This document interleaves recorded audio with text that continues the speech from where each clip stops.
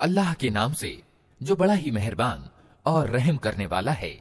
प्रशंसा अल्लाह ही के लिए है जो सारे जहान का रब है, बड़ा ही मेहरबान और दया करने वाला है, बदला दिए जाने के दिन का मालिक है। हम तेरी ही बंदगी करते हैं और तुझी से मदद मांगते हैं। हमें सीधा मार्ग दिखा, उन लोगों का मार्ग जो तेरे कृपा पात्र हुए, जो प्रकोप के भागी नहीं हुए, जो भटके हुए नहीं हैं। अल्लाह के नाम से जो बड़ा ही मेहरबान और रहम करने वाला है। अलिफ लाम मीम, ये अल्लाह की किताब है, इसमें कोई संदेह नहीं।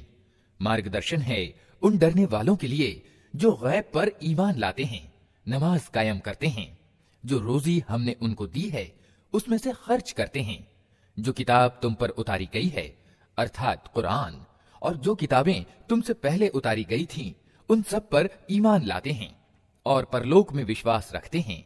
ऐसे लोग अपने रब की ओर से सीधे मार्ग पर हैं और वही सफलता प्राप्त करने वाले हैं। जिन लोगों ने इन बातों को स्वीकार करने से इनकार कर दिया, उनके लिए बराबर है चाहे तुम उन्हें खबरदार करो या ना करो, वे तो किसी भी दशा में मानने वाले नहीं हैं। अल्लाह ने उनके दिलों और उनके कानों पर मुहर लगा दी है और उनकी आंखों पर पर्दा पड़ गया है। वे सख्त सजा के हकदार हैं। कुछ लोग ऐसे भी हैं जो कहते हैं कि हम अल्लाह और आखिरत के दिन पर ईमान लाए हैं, हालांकि वास्तव में वे ईमान वाले नहीं हैं।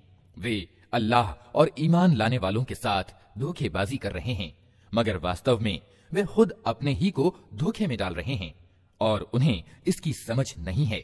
उनके दिलों में एक रोग है जिसे अल्लाह ने और अधिक बढ़ा दिया, और जो झूठ वे बोलते हैं उसके फलस्वरूप उनके लिए दर्दनाक सजा है। जब कभी उनसे कहा गया कि जमीन पर बिगाड़ पैदा न करो, तो उन्होंने यही कहा कि हम तो सुधार करने वाले हैं। सावधान, वास्तव में यही लोग बिगाड़ पैदा करते हैं, मगर इन्हें समझ नहीं है। और जब उनसे कहा गया कि जिस तरह दूसरे लोग ईमान लाए हैं उसी तरह तुम भी ईमान लाओ, तो उन्होंने यही उत्तर दिया कि क्या हम मूर्खों की तरह ईमान लाएं? खबरदार, वास्तव में तो ये खुद मूर्ख हैं, मगर ये जानते नहीं हैं। जब ये ईमान वालों से मिलते हैं तो कहते हैं कि हम ईमान लाए हैं, और जब एकांत में अपने शैतानों से मिलते हैं तो कहते हैं कि वास्तव में तो हम तुम्हारे साथ हैं और इन लोगों से केवल मजाक कर रहे हैं। अल्लाह इनसे मजाक कर रहा है, वो इन्हें ढील दे रहा है और ये अपनी सरकशी में अंधों की तरह भटकते चले जाते हैं।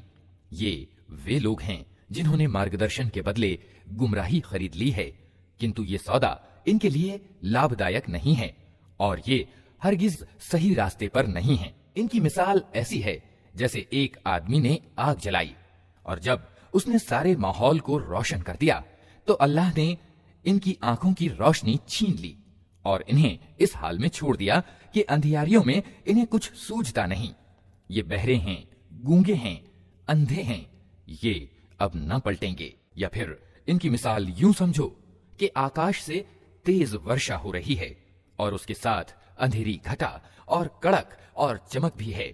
ये बिजली के कड़ाके सुनकर अपनी मौत के डर से कानों में उंगलियां ठूसे लेते हैं और अल्लाह सत्य के इन इनकार करने वालों को हर ओर से घेरे में लिए हुए है।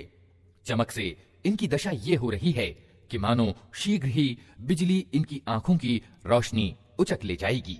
जब तनिक कुछ रोशनी इन्हें महसूस होती है तो उसमें कुछ दूर चल लेते हैं और जब इन पर अंधेरा छा जाता है तो खड़े हो जाते हैं। अल्लाह चाहता तो इनकी सुनने और देखने की शक्ति बिल्कुल ही छीन लेता।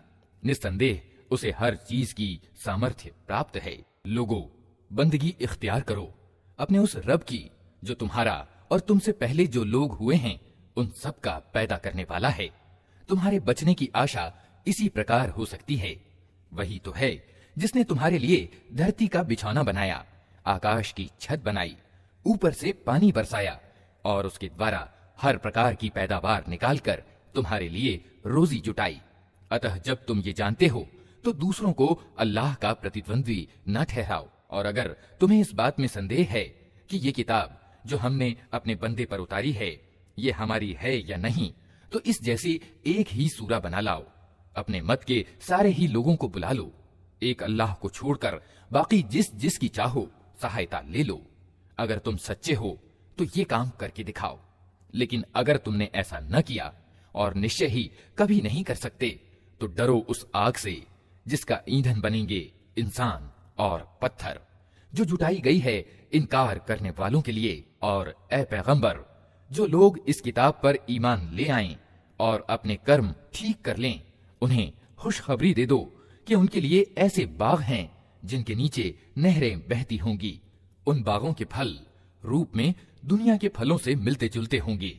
जब कोई फल उन्हें खाने को दिया जाएगा तो वे कहेंगे कि ऐसे ही फल इससे पहले दुनिया में हमको दिए जाते थे। उनके लिए वहां पाकीज़ा पत्नियां होंगी और वे वहां सदैव ही रहेंगे। हाँ, अल्लाह इससे बिल्कुल नहीं शर्माता कि मच्छर या उससे भी तुच्छ किसी चीज की मिसालें दे। जो लोग सत्य को स्वीकार करने वाले हैं, वे इन्हीं मिसालों को देखकर जान लेते हैं कि ये सत्य है जो उनके रब ही की ओर से आया है। और जो मानने वाले नहीं हैं, वे इन्हें सुनकर कहने लगते हैं कि ऐसी मिसालों से अल्लाह का क्या संबंध। इस प्रकार अल्लाह एक ही बात से बहुतों को गुमराही में डाल देता है और बहुतों को सीधा मार्ग दिखा देता है, और उससे गुमराही में वो उन्हीं को डालता है जो फासिक अर्थात अवज्ञाकारी हैं। अल्लाह की प्रतिज्ञा को मजबूत बांध लेने के बाद तोड़ देते हैं। अल्लाह ने जिसे जोड़ने का आदेश दिया है उसे काटते हैं और धरती पर बिगाड़ पैदा करते हैं। वास्तव में यही लोग घाटे में हैं। तुम अल्लाह के साथ इनकार की नीति कैसे अपनाते हो जबकि तुम निर्जीव थे? उसने तुम्हें जीवन प्रदान किया, फिर वही तुम्हारे प्राण ले लेगा, फिर वही तुम्हें पुनः जीवन प्रदान करेगा, फिर उसी की ओर तुम्हें पलट कर जाना है। वही तो है जिसने तुम्हारे लिए धरती की सारी चीजें पैदा की, फिर ऊपर की ओर रुख किया और 7 आसमान ठीक तौर पर बनाए, और वो हर चीज का ज्ञान रखने वाला है।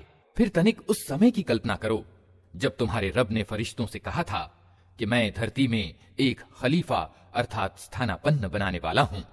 उन्होंने निवेदन किया, क्या आप धरती में किसी ऐसे को नियुक्त करने वाले हैं जो उसकी व्यवस्था को बिगाड़ देगा और रक्तपात करेगा?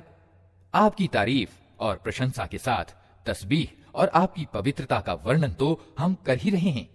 कहा, मैं जानता हूं जो कुछ तुम नहीं जानते। इसके बाद अल्लाह ने आदम को सारी चीजों के नाम सिखाए, फिर उन्हें फरिश्तों के सामने पेश किया और कहा, यदि तुम्हारा विचार सही है कि किसी खलीफा की नियुक्ति से व्यवस्था बिगड़ जाएगी तो तनिक इन चीजों के नाम बताओ। उन्होंने कहा, ऐबों से पाक तो आप ही की हस्ती है, हमें तो बस उतना ही ज्ञान है जितना आपने हमको दे दिया है। वास्तव में सब कुछ जानने वाला और समझने वाला आपके सिवा कोई नहीं। फिर अल्लाह ने आदम से कहा, तुम इन्हें इनके नाम बताओ। जब उसने उनको इन सब के नाम बता दिए तो अल्लाह ने कहा, मैंने तुमसे कहा था ना कि मैं आकाशों और धरती के वे सारे तथ्य जानता हूं जो तुमसे छिपे हैं। जो कुछ तुम जाहिर करते हो वो भी मुझे मालूम है, और जो कुछ तुम छिपाते हो उसे भी मैं जानता हूं। फिर जब हमने फरिश्तों को हुक्म दिया कि आदम के आगे झुक जाओ तो सब झुक गए, मगर इब्लीस ने इनकार किया। वो अपनी बड़ाई के घमंड में पड़ गया और अवज्ञाकारियों में शामिल हो गया। फिर हमने आदम से कहा, तुम और तुम्हारी पत्नी दोनों जन्नत में रहो और यहाँ जी भर कर जो चाहो खाओ, किंतु इस पेड़ के निकट न जाना, नहीं तो जालिमों में गिने जाओगे।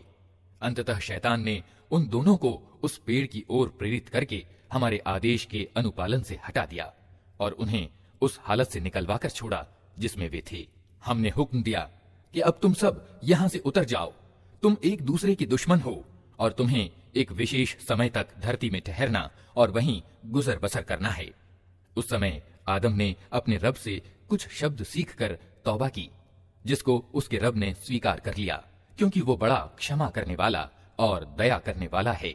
हमने कहा कि तुम सब यहाँ से उतर जाओ, फिर मेरी ओर से जो मार्गदर्शन तुम्हारे पास पहुंचे, तो जो लोग मेरे उस बताए मार्गदर्शन पर चलेंगे उनके लिए किसी भय और दुख का मौका न होगा, और जो उसे स्वीकार करने से इनकार करेंगे और हमारी आयतों को झुठलाएंगे वे आग यानी नरक में जाने वाले हैं, जहां वे हमेशा रहेंगे। ए इस्राएल की संतान, तनिक याद करो मेरी उस नेमत को जो मेरी ओर से तुम पर हुई।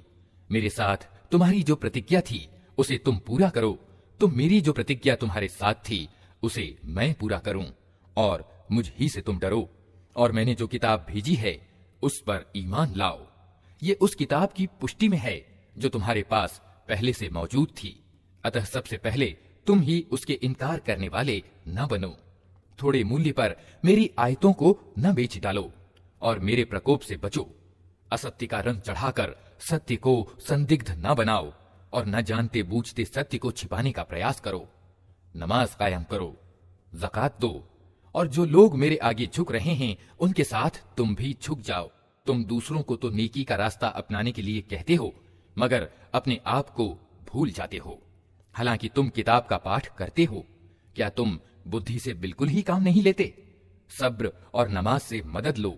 बेशक नमाज एक बड़ा ही मुश्किल काम है, किंतु उन आज्ञाकारी बंदों के लिए मुश्किल नहीं है जो समझते हैं कि आखिरकार उन्हें अपने रब से मिलना और उसी की ओर पलट कर जाना है। ए इस्राएल की संतान, याद करो मेरी उस नेमत को जो मेरी ओर से तुम पर हुई थी, और इस बात को कि मैंने तुम्हें संसार की सारी जातियों पर श्रेष्ठता प्रदान की थी। और डरो उस दिन से जब कोई किसी के तनिक काम न आएगा और न किसी की ओर से सिफारिश कबूल होगी, न किसी को फिदिया यानी जुर्माना लेकर छोड़ा जाएगा, और न अपराधियों को कहीं से सहायता मिल सकेगी। याद करो वो समय जब हमने तुमको फिरौनियों की गुलामी से छुटकारा दिलाया। उन्होंने तुम्हें सख्त अजाब में डाल रखा था।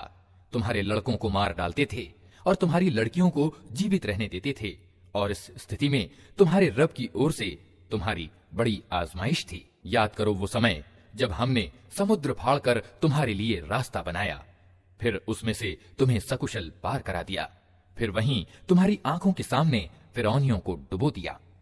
याद करो जब हमने मूसा को 40 दिन रात के प्रस्ताव पर बुलाया, तो उसके पीछे तुम बछड़े को अपना पूज्य बना बैठे।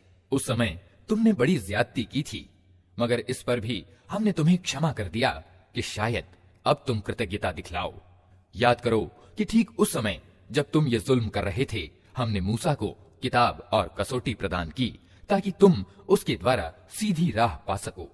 याद करो जब मूसा ये नेमत लिए हुए पलटा, तो उसने अपनी जाति वालों से कहा कि लोगों, तुमने बछड़े को पूज्य बनाकर अपने साथ बड़ा अन्याय किया है। अतः तुम लोग अपने पैदा करने वाले के आगे तौबा करो और अपनों को मारो। इसी में तुम्हारे पैदा करने वाले की दृष्टि में तुम्हारी भलाई है। उस समय तुम्हारे सृष्टा ने तुम्हारी क्षमा याचना स्वीकार कर ली कि वो बड़ा क्षमाशील और दयावान है। याद करो जब तुमने मूसा से कहा था कि हम तुम्हारे कहने का हरगिज विश्वास न करेंगे जब तक कि अपनी आंखों से खुले तौर पर अल्लाह को न देख लें। उस समय तुम्हारे देखते देखते एक जबरदस्त कड़के ने तुमको आ लिया। तुम बेजान होकर गिर चुके थे, मगर फिर हमने तुमको जिला उठाया, शायद कि इस उपकार के बाद तुम शुक्रगुजार बन जाओ। हमने तुम पर बादल की छांव की, मन और सलवा का भोजन तुम्हारे लिए जुटाया, और तुमसे कहा कि जो स्वच्छ चीजें हमने तुम्हें प्रदान की हैं उन्हें खाओ। मगर तुम्हारे पूर्वजों ने जो कुछ किया वो हम पर उनका जुल्म न था, बल्कि उन्होंने आप अपने ही ऊपर जुल्म किया। फिर याद करो जब हमने कहा था कि ये बस्ती जो तुम्हारे सामने है इसमें प्रवेश करो, इसकी पैदावार जिस प्रकार चाहो मजे से खाओ, मगर बस्ती के दरवाजे में सजदा करते हुए प्रवेश करना और कहते जाना, हित्ततुन हित्ततुन, हम तुम्हारी खताओं को माफ करेंगे और सुकर्मियों पर और अधिक अनुग्रह करेंगे। मगर जो बात उनसे कही गई थी, इन जालिमों ने उसे बदलकर कुछ और कर दिया। अंत में हमने जुल्म करने वालों पर आकाश से अजाब उतारा। ये सजा थी उन नाफरमानियों की जो वे कर रहे थे। याद करो जब मूसा ने अपनी जाति वालों के लिए पानी की प्रार्थना की, तो हमने कहा कि अमुक चट्टान पर अपनी लाठी मारो। अतएव उससे 12 स्रोत फूट निकले और हर कबीले ने जान लिया कि कौन सी जगह उसके पानी लेने की है। उस समय ये आदेश दे दिया गया था कि अल्लाह की दी हुई रोजी खाओ पियो और धरती पर बिगाड़ ना फैलाते फिरो। याद करो जब तुमने कहा था कि ए मूसा, हम एक ही प्रकार के खाने पर संतोष नहीं कर सकते, अपने रब से प्रार्थना करो कि हमारे लिए धरती की पैदावार, साग, तरकारी, गेहूं, लहसुन, प्याज, दाल आदि पैदा करे। तो मूसा ने कहा, क्या एक उत्तम चीज को छोड़कर तुम घटिया दर्जे की चीजें लेना चाहते हो? अच्छा, किसी शहरी आबादी में जा रहो, जो कुछ तुम मांगते हो वहां मिल जाएगा। आखिरकार इस दशा को पहुंच गए कि अपमान एवं अपयश और गिरावट एवं बदहाली उन पर थोप दी गई और वे अल्लाह के अजाब में घिर गए। ये नतीजा था इसका कि वे अल्लाह की आयतों का इनकार करने लगे थे और पैगंबरों की अकारण हत्या करने लगे थे। ये नतीजा था उनकी नाफरमानियों का और इस बात का कि वे धार्मिक मर्यादाओं से निकल जाते थे। विश्वास रखो कि अरबी नबी को मानने वाले हों या यहूदी ईसाई हों या साबी, जो भी अल्लाह और अंतिम दिन पर ईमान लाएगा और अच्छा कर्म करेगा, उसका बदला उसके रब के पास है और उसके लिए किसी डर और रंज का मौका नहीं है। याद करो वो समय जब हमने तूर को तुम पर उठाकर तुमसे पक्का वचन लिया था और कहा था कि जो ग्रंथ हम तुम्हें दे रहे हैं उसे मजबूती के साथ थामना और जो आदेश और निर्देश उसमें लिखे हैं उन्हें याद रखना। इसी माध्यम से आशा की जा सकती है कि तुम तकवा यानी धर्म परायणता की नीति पर चल सकोगे, मगर इसके बाद तुम अपने वचन से फिर गए। इस पर भी अल्लाह की कृपा और उसकी दयालुता ने तुम्हारा साथ न छोड़ा, वरना तुम कभी के तबाह हो चुके होते। फिर तुम्हें अपनी जाति के उन लोगों का किस्सा तो मालूम ही है जिन्होंने शब्द का नियम तोड़ा था। हमने उन्हें कह दिया कि बंदर बन जाओ और इस दशा में रहो कि हर ओर से तुम पर धुतकार फिटकार पड़े। इस तरह हमने उनके अंजाम को उस जमाने के लोगों और बाद की आने वाली पीढ़ियों के लिए शिक्षा सामग्री और अल्लाह से डरने वालों के लिए नसीहत बनाकर छोड़ा। फिर वो घटना याद करो जब मूसा ने अपनी कौम से कहा कि अल्लाह तुम्हें एक गाय ज़बह करने का हुक्म देता है। कहने लगे, क्या तुम हमसे मजाक करते हो? मूसा ने कहा, मैं इससे अल्लाह की पनाह मांगता हूँ कि अज्ञानियों जैसी बातें करूं। बोले, अच्छा, अपने रब से प्रार्थना करो कि वो हमें उस गाय के बारे में कुछ विस्तार से बताए। मूसा ने कहा, अल्लाह कहता है कि वो गाय ऐसी होनी चाहिए जो न बूढ़ी हो न बचिया बल्कि मध्य आयु की हो। अतः जो हुक्म दिया जाता है उसका पालन करो। फिर कहने लगे कि अपने रब से ये और पूछ दो कि उसका रंग कैसा हो। मूसा ने कहा, वो कहता है कि पीले रंग की गाय होनी चाहिए जिसका रंग ऐसा चटकीला हो कि देखने वालों का मन प्रसन्न हो जाए। फिर बोले, अपने रब से साफ साफ पूछ कर बताओ कैसी गाय चाहिए, हमें उसके निर्धारण में संदेह हो गया है। अल्लाह ने चाहा तो हम उसका पता पा लेंगे। मूसा ने जवाब दिया, अल्लाह कहता है कि वो ऐसी गाय है जिससे सेवा कार्य नहीं लिया जाता, न जमीन जोतती है न पानी खींचती है, भली चंगी और बेदाग है। इस पर वे पुकार उठे कि हाँ, अब तुमने ठीक पता बताया है। फिर उन्होंने उसे ज़बह किया, वरना वे ऐसा करते मालूम न होते थे। और तुम्हें याद है वो घटना जब तुमने एक व्यक्ति की जान ली थी, फिर उसके बारे में झगड़ने लगे और एक दूसरे पर कत्ल का इल्जाम थोपने लगे थे। और अल्लाह ने फैसला कर लिया था कि जो कुछ तुम छिपाते हो उसे खोल कर रख देगा। उस समय हमने हुक्म दिया कि मारे गए व्यक्ति की लाश को उसके एक भाग से चोट करो। देखो, इस प्रकार अल्लाह मुर्दों को जीवन दान देता है और तुम्हें अपनी निशानियां दिखाता है ताकि तुम समझो। किंतु ऐसी निशानियां देख लेने के बाद भी अंततः तुम्हारे दिल सख्त हो गए, पत्थरों की तरह सख्त, बल्कि सख्ती में कुछ उनसे भी बढ़े हुए। क्योंकि पत्थरों में से तो कोई ऐसा भी होता है जिसमें से स्रोत फूट बहते हैं, कोई फटता है और उसमें से पानी निकल आता है, और कोई अल्लाह के डर से कांप कर गिर भी पड़ता है।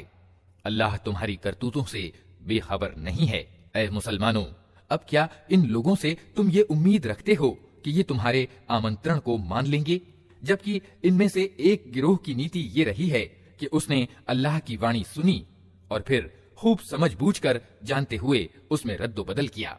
ये अल्लाह के रसूल मुहम्मद सल्लल्लाहु अलैहि वसल्लम पर ईमान लाने वालों से मिलते हैं तो कहते हैं कि हम भी उन्हें मानते हैं, और जब आपस में एक दूसरे से एकांत में बातचीत होती है तो कहते हैं कि मूर्ख हो गए हो, इन लोगों को वे बातें बताते हो जो अल्लाह ने तुम पर खोली हैं, ताकि तुम्हारे रब के पास तुम्हारे मुकाबले में उन्हें प्रमाण के रूप में प्रस्तुत करें। और क्या ये जानते नहीं हैं कि जो कुछ ये छिपाते हैं और जो कुछ जाहिर करते हैं, अल्लाह को सब बातों की खबर है। इनमें एक दूसरा गिरोह उम्मियों का है, जिनको अल्लाह की किताब का तो ज्ञान नहीं, बस अपनी निराधार आशाओं और कामनाओं को लिए बैठे हैं और केवल अटकल पर चले जा रहे हैं। तो विनाश और तबाही है उन लोगों के लिए जो अपने हाथों से धर्म विधान संबंधी लेख लिखते हैं, फिर लोगों से कहते हैं कि ये अल्लाह के पास से आया हुआ है ताकि इसके बदले में थोड़ा सा लाभ उठा लें। उनके हाथों का ये लिखा भी उनके लिए तबाही का सामान है और उनकी ये कमाई भी उनके लिए विनाश का कारण। वे कहते हैं कि नरक की आग हमें हरगिज छूने वाली नहीं, सिवाय इसके कि कुछ थोड़े दिनों की सजा मिल जाए तो मिल जाए। उनसे पूछो कि क्या तुमने अल्लाह से कोई वचन ले लिया है जिसके विरुद्ध वो नहीं कर सकता, या बात यह है कि तुम अल्लाह से लगाकर ऐसी बातें कह देते हो जिनके संबंध में तुम्हें ज्ञान नहीं है कि उसने उनका जिम्मा लिया है। आखिर तुम्हें नरक की आग क्यों न छुएगी? जो भी बुराई कमाएगा और अपनी गलत कारी के चक्कर में पड़ा रहेगा वो जहन्नमी अर्थात नरक में जाने वाला है और नरक ही में वो हमेशा रहेगा। और जो लोग ईमान लाएंगे और अच्छे कर्म करेंगे वही जन्नती अर्थात स्वर्ग वाले हैं और जन्नत में वे हमेशा रहेंगे। याद करो, इस्राएल की संतान से हमने पक्का वचन लिया था कि अल्लाह के सिवा किसी की बंदगी न करना, माँ बाप के साथ, नातेदारों के साथ, अनाथों और दीन दुखियों के साथ अच्छा व्यवहार करना, लोगों से भली बात कहना, नमाज कायम करना और ज़कात देना। मगर थोड़े लोगों के सिवा तुम सब इस वचन से फिर गए और अब तक फिरे हुए हो। फिर तनिक याद करो, हमने तुमसे पक्का वचन लिया था कि आपस में एक दूसरे का खून न बहाना और न एक दूसरे को घर से बेघर करना। तुमने इसको स्वीकार किया था, तुम खुद इस पर गवाह हो। मगर आज वही तुम हो कि अपने भाई बंधुओं की हत्या करते हो, अपनी बिरादरी के कुछ लोगों को बेघर बार कर देते हो, जुल्म और ज्यादती के साथ उनके विरुद्ध जत्थेबंदियां करते हो, और जब वे लड़ाई में पकड़े हुए तुम्हारे पास आते हैं तो उनकी रिहाई के लिए फिदिये का लेन देन करते हो, जबकि उन्हें उनके घरों से निकालना ही सिरे से तुम पर हराम था। तो क्या तुम किताब के एक हिस्से पर ईमान लाते हो और दूसरे हिस्से का इनकार करते हो? फिर तुम में से जो लोग ऐसा करें उनकी सजा इसके सिवा और क्या है कि सांसारिक जीवन में भी अपमानित और तिरस्कृत होकर रहें और आखिरत यानी परलोक में कठोरतम यातना की ओर फेर दिए जाएं। अल्लाह उन कामों से बेखबर नहीं है जो तुम कर रहे हो। ये वे लोग हैं जिन्होंने आखिरत बेचकर सांसारिक जीवन खरीद लिया है। अतः न इनकी सजा में कोई कमी होगी और न इन्हें कोई सहायता पहुंच सकेगी। हमने मूसा को किताब दी, उसके बाद लगातार रसूल भेजे, अंत में मरियम के बेटे ईसा को स्पष्ट निशानियां देकर भेजा और पवित्र आत्मा से उसकी सहायता की। फिर ये तुम्हारा क्या ढंग है कि जब भी कोई रसूल तुम्हारी अपनी इच्छाओं के खिलाफ कोई चीज लेकर तुम्हारे पास आया तो तुमने उसके मुकाबले में सरकशी ही की, किसी को झुठलाया और किसी की हत्या कर डाली। वे कहते हैं हमारे दिल सुरक्षित हैं। नहीं, सच बात यह है कि उनके इनकार के कारण उन पर अल्लाह की फिटकार पड़ी है, इसलिए वे कम ही ईमान लाते हैं। और अब जो एक किताब अल्लाह की ओर से उनके पास आई है उसके साथ उनका क्या व्यवहार है, इसके बावजूद कि वो उस किताब की पुष्टि करती है जो उनके पास पहले से मौजूद थी, इसके बावजूद कि उसके आने से पहले वे खुद इनकार करने वालों के मुकाबले में विजय और सहायता की प्रार्थनाएं किया करते थे। परंतु जब वो चीज आ गई जिसे वे पहचान भी गए तो उन्होंने उसे मानने से इनकार कर दिया। अल्लाह की लानत इन इनकार करने वालों पर। कैसा बुरा साधन है जिससे ये अपने जी की तसल्ली हासिल करते हैं कि जो आदेश अल्लाह ने भेजा है उसे स्वीकार करने से केवल इस हठ के कारण इनकार कर रहे हैं कि अल्लाह ने अपने उदार दान, प्रकाशना और पैगंबरी से अपने जिस बंदे को खुद चाहा नवाज दिया। अतः अब ये प्रकोप पर प्रकोप के अधिकारी हो गए हैं और ऐसे इनकार करने वालों के लिए घोर अपमानजनक सजा निश्चित है। जब उनसे कहा जाता है कि जो कुछ अल्लाह ने उतारा है उस पर ईमान लाओ, तो वे कहते हैं हम तो केवल उस चीज पर ईमान लाते हैं जो हमारे यहाँ अर्थात इस्राएल के वंशज में उतरी है। इस परिधि से बाहर जो कुछ आया है उसे मानने से वे इनकार करते हैं, जबकि वो सत्य है और उस शिक्षा की पुष्टि और समर्थन कर रहा है जो उनके यहाँ पहले से मौजूद थी। अच्छा, इनसे कहो यदि तुम उस शिक्षा ही के मानने वाले हो जो तुम्हारे यहाँ आई थी, तो इससे पहले अल्लाह के उन पैगंबरों की जो खुद इस्राएल के वंशज में पैदा हुए थे क्यों हत्या करते रहे? तुम्हारे पास मूसा कैसी कैसी स्पष्ट निशानियों के साथ आया, फिर भी तुम ऐसे जालिम थे कि उसके पीठ मोड़ते ही बछड़े को पूज्य बना बैठे। फिर तनिक उस वचन को याद करो जो तूर को तुम्हारे ऊपर उठाकर हमने तुमसे लिया था। हमने ताकीद की थी कि जो आदेश हम दे रहे हैं उनका मजबूती के साथ पालन करो और कान लगाकर सुनो। तुम्हारे पूर्वजों ने कहा कि हमने सुन लिया मगर मानेंगे नहीं, और उनकी असत्य प्रियता का हाल ये था कि दिलों में उनके बछड़ा ही बसा हुआ था। कहो, यदि तुम ईमान वाले हो तो ये अनोखा ईमान है जो ऐसी बुरी बातों के लिए तुम्हें हुक्म देता है। इनसे कहो कि यदि वास्तव में अल्लाह के निकट परलोक का घर सारे मनुष्यों को छोड़कर केवल तुम्हारे लिए ही आरक्षित है, तब तो तुम्हें चाहिए कि मौत की तमन्ना करो। यदि तुम अपने इस विचार में सच्चे हो, विश्वास रखो कि ये कभी इसकी तमन्ना न करेंगे, इसलिए कि अपने हाथों से जो कुछ कमाकर इन्होंने वहां भेजा है उसकी यही अपेक्षा है कि ये वहां जाने की तमन्ना न करें। अल्लाह इन जालिमों को खूब जानता है। तुम इन्हें सबसे बढ़कर जीने का लोभी पाओगे, यहाँ तक कि ये इस संबंध में मुशरिकों यानी बहुदेववादियों से भी बढ़े हुए हैं। इनमें से एक एक आदमी ये चाहता है कि किसी तरह 1000 वर्ष जिए, हालांकि लंबी उम्र किसी हालत में भी उसे अजाब से तो नहीं बचा सकती। जैसे कुछ कर्म ये कर रहे हैं, अल्लाह तो उन्हें देख ही रहा है। इनसे कहो कि जो कोई जिब्रील से दुश्मनी रखता हो उसे मालूम होना चाहिए कि जिब्रील ने अल्लाह ही के हुक्म से ये कुरान तुम्हारे दिल पर उतारा है, जो पहले आई हुई किताबों की पुष्टि और समर्थन करता है और ईमान लाने वालों के लिए मार्गदर्शन और सफलता की खुशखबरी बनकर आया है। यदि जिब्रील से इनकी दुश्मनी का कारण यही है तो कह दो कि जो अल्लाह और उसके फरिश्तों और उसके रसूलों और जिब्रील और मीकाईल के दुश्मन हैं, अल्लाह उन इनकार करने वालों का दुश्मन है। हमने तुम्हारी ओर ऐसी आयतें उतारी हैं जो साफ साफ सत्य को जाहिर करने वाली हैं, और उनके अनुपालन से केवल वही लोग इनकार करते हैं जो उल्लंघनकारी हैं। क्या सदैव ऐसा ही नहीं होता रहा है कि जब इन्होंने कोई वचन दिया तो इनमें से एक न एक गिरोह ने उसे अवश्य ही पीठ पीछे डाल दिया, बल्कि उनमें से बहुतेरे ऐसे ही हैं जो सच्चे दिल से ईमान नहीं लाते। और जब उनके पास अल्लाह की ओर से कोई रसूल उस किताब की पुष्टि और समर्थन करता हुआ आया जो इनके यहाँ पहले से मौजूद थी, तो इन किताब वालों में से एक गिरोह ने अल्लाह की किताब को इस तरह पीठ पीछे डाल दिया मानो वे कुछ जानते ही नहीं, और लगे उन चीजों का अनुसरण करने जो शैतान सुलेमान के राज्य का नाम लेकर पेश किया करते थे। हालांकि सुलेमान ने कभी कुफ्र नहीं किया। कुफ्र में तो वे शैतान पड़े थे जो लोगों को जादूगरी की शिक्षा देते थे। वे पीछे पड़े उस चीज के जो बाबिल में 2 फरिश्तों हारूत और मारूत पर उतारी गई थी।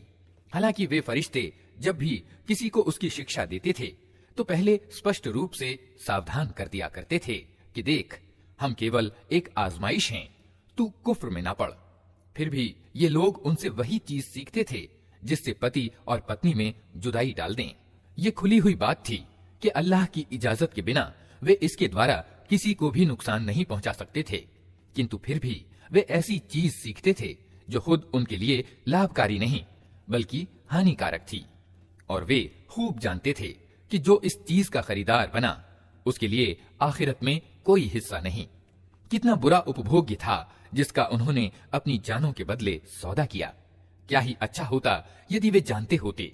यदि वे ईमान और तकवा यानी परहेजगारी को अपनाते तो अल्लाह के यहाँ इसका जो बदला मिलता वो उनके लिए अधिक अच्छा था। क्या ही अच्छा होता कि उन्हें इसकी खबर होती। ए ईमान लाने वालों, राईना ना कहा करो बल्कि उन्जुरना कहो और ध्यान से बात को सुनो। ये इनकार करने वाले तो दुखदाई अजाब के हकदार हैं। ये लोग जिन्होंने सत्य संदेश को स्वीकार करने से इनकार कर दिया है, चाहे किताब वालों में से हों या मुशरिक अर्थात बहुदेववादी हों, हरगिज ये नहीं चाहते कि तुम्हारे रब की ओर से तुम पर कोई भलाई उतरे, मगर अल्लाह जिसको चाहता है अपनी कृपा के लिए चुन लेता है और वो बड़ा उदार दान करता है। हम अपनी जिस आयत को मनसूख यानी निरस्त कर देते हैं या भुला देते हैं उसकी जगह उससे बेहतर लाते हैं या कम से कम वैसी ही। क्या तुम जानते नहीं हो कि अल्लाह को हर चीज की सामर्थ्य प्राप्त है? क्या तुम्हें पता नहीं कि धरती और आकाशों का शासन अल्लाह ही के लिए है और उसके सिवा कोई तुम्हारा संरक्षक और तुम्हारा मददगार नहीं है? फिर क्या तुम अपने रसूल से उसी प्रकार के प्रश्न करना और मांग करना चाहते हो जैसा कि इससे पहले मूसा से किए जा चुके हैं? हालांकि जिस आदमी ने ईमान की रीति को कुफ्र की रीति से बदल लिया वो सीधे रास्ते से भटक गया। किताब वालों में बहुतेरे लोग ये चाहते हैं कि किसी तरह तुम्हें ईमान से फेर कर फिर कुफ्र की ओर पलटा ले जाएं। हालांकि सत्य उन पर प्रकट हो चुका है, किंतु अपने जी की ईर्ष्या के कारण तुम्हारे लिए उनकी ये इच्छा है। इसके बदले में तुम माफी और दरगुजर से काम लो, यहाँ तक कि अल्लाह खुद ही अपना फैसला लागू कर दे। इत्मीनान रखो कि अल्लाह को हर चीज की सामर्थ्य प्राप्त है।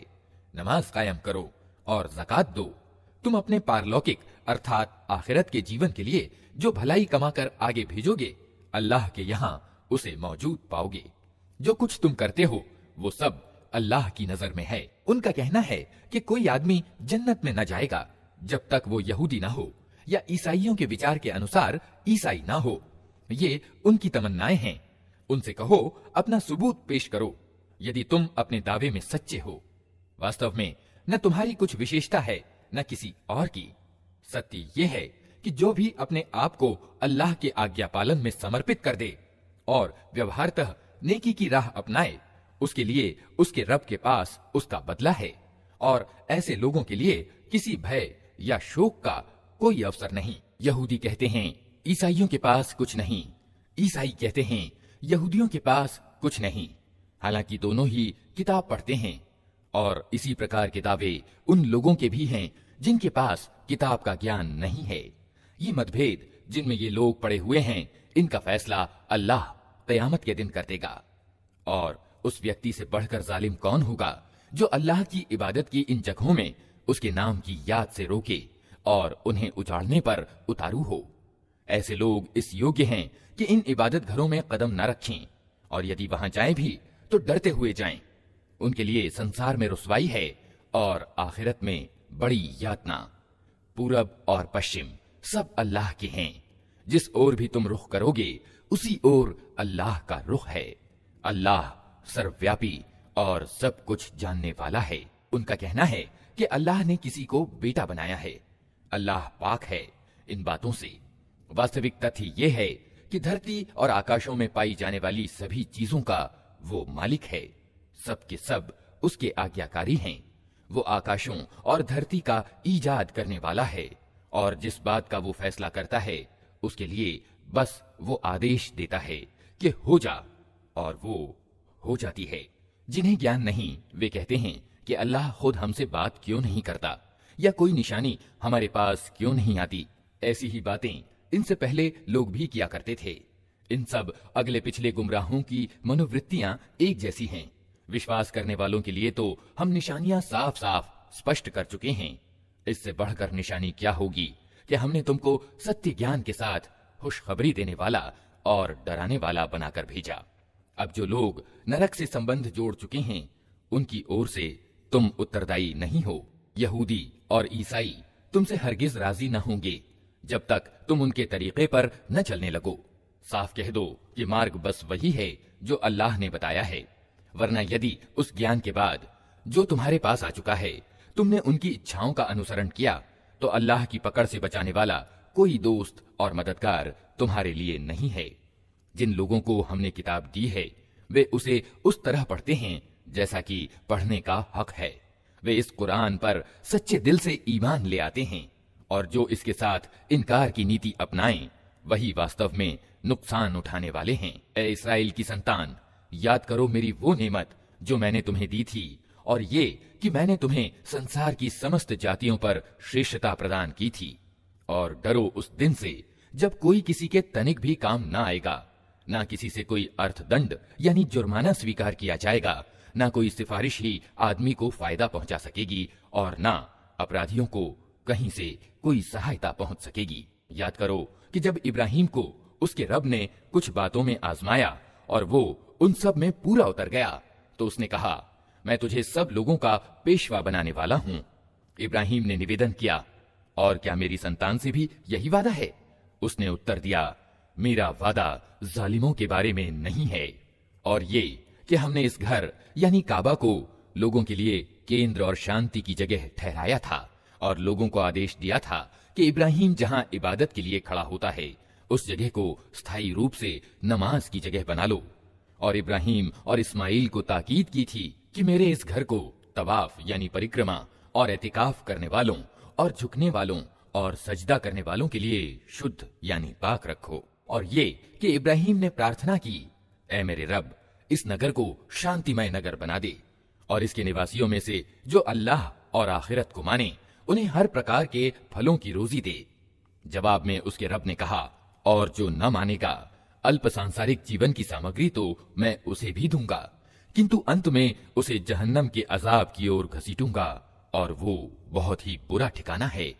और याद करो, इब्राहिम और इस्माइल जब इस घर की दीवारें उठा रहे थे तो दुआ करते जाते थे, ऐ हमारे रब, हमसे ये सेवा स्वीकार कर ले, तू सबकी सुनने और सब कुछ जानने वाला है। ऐ रब, हम दोनों को अपना मुस्लिम यानी आज्ञाकारी बना, हमारी संतति से एक ऐसी कौम उठा जो तेरी मुस्लिम अर्थात आज्ञाकारी हो। हमें अपनी उपासना के तरीके बता और हमारी कोताहियों को माफ कर, तू बड़ा माफ करने वाला और दयावान है। और ऐ हमारे रब, इन लोगों में खुद इन्हीं की कौम से एक रसूल उठाना जो इन्हें तेरी आयतें सुनाए, इनको किताब और समझ की शिक्षा दे और इनके जीवन संवारे। तू बड़ा प्रभुत्वशाली और तत्वदर्शी है। अब कौन है जो इब्राहिम के तरीके से नफरत करे, जिसने खुद अपने आप को मूर्खता और अज्ञान में ग्रस्त कर लिया हो? उसके सिवा कौन ये हरकत कर सकता है? इब्राहिम तो वो व्यक्ति है जिसको हमने संसार में अपने कार्य के लिए चुन लिया था और परलोक में उसकी गिनती अच्छों में होगी।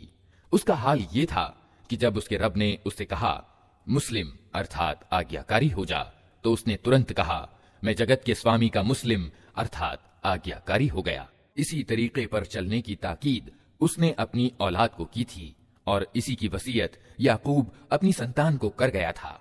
उसने कहा था कि मेरे बच्चों, अल्लाह ने तुम्हारे लिए यही धर्म पसंद किया है, अतः मरते समय तक मुस्लिम अर्थात आज्ञाकारी ही रहना। फिर क्या तुम उस समय मौजूद थे जब याकूब इस संसार से विदा हो रहा था? उसने मरते समय अपने बेटों से पूछा, बच्चों, मेरे पीछे तुम किसकी बंदगी करोगे? उन सब ने उत्तर दिया, हम उसी एक इलाह यानी उपास्य की बंदगी करेंगे जिसे आपने और आपके पूर्वज इब्राहिम, इस्माइल और इसहाक ने इलाह यानी उपास्य माना है, और हम उसी के मुस्लिम अर्थात आज्ञाकारी हैं। वे कुछ लोग थे जो जा चुके, जो कुछ उन्होंने कमाया वो उनके लिए है, और जो कुछ तुम कमाओगे वो तुम्हारे लिए है। तुमसे ये ना पूछा जाएगा कि वे क्या करते थे। यहूदी कहते हैं यहूदी हो तो सीधा मार्ग पाओगे, ईसाई कहते हैं ईसाई हो तो सीधा मार्ग मिलेगा। उनसे कहो नहीं, बल्कि सबको छोड़कर इब्राहिम का पंथ, और इब्राहिम बहुदेववादियों में से न था। मुसलमानों, कहो कि हम ईमान लाए अल्लाह और उस मार्गदर्शन पर जो हमारी ओर उतरा है, और जो इब्राहिम, इस्माइल, इसहाक, याकूब और याकूब की संतान की ओर उतरा था, और जो मूसा और ईसा और दूसरे सभी पैगंबरों को उनके रब की ओर से दिया गया था। हम उनके बीच कोई अंतर नहीं करते और हम अल्लाह के मुस्लिम यानी आज्ञाकारी हैं। फिर यदि वे उसी तरह ईमान लाएं जिस तरह तुम ईमान लाए हो तो सीधे मार्ग पर हैं, और अगर इससे मुंह फेरें तो खुली बात है कि वे हठधर्मी में पड़ गए हैं। अतः विश्वास रखो कि उनके मुकाबले में अल्लाह तुम्हारी सहायता के लिए काफी है। वो सब कुछ सुनता और जानता है। कहो, अल्लाह का रंग इख्तियार करो, उसके रंग से अच्छा और किसका रंग होगा, और हम उसी की बंदगी करने वाले लोग हैं। ए नबी, इनसे कहो, क्या तुम अल्लाह के बारे में हमसे झगड़ते हो? हालांकि वही हमारा रब भी है और तुम्हारा रब भी। हमारे कर्म हमारे लिए हैं, तुम्हारे कर्म तुम्हारे लिए, और हम अल्लाह ही के लिए अपनी बंदगी खालिस कर चुके हैं। या फिर तुम्हारा कहना यह है कि इब्राहिम, इस्माइल, इसहाक, याकूब और याकूब की औलाद सब के सब यहूदी थे या ईसाई थे? कहो, तुम ज्यादा जानते हो या अल्लाह? उस व्यक्ति से बढ़कर जालिम कौन होगा जिसके जिम्मे अल्लाह की ओर से एक गवाही हो और वो उसे छुपाए। तुम्हारी करतूतों से अल्लाह बेखबर तो नहीं है। वे कुछ लोग थे जो जा चुके, उनकी कमाई उनके लिए थी और तुम्हारी कमाई तुम्हारे लिए। तुमसे उनके कर्मों के बारे में पूछा नहीं जाएगा।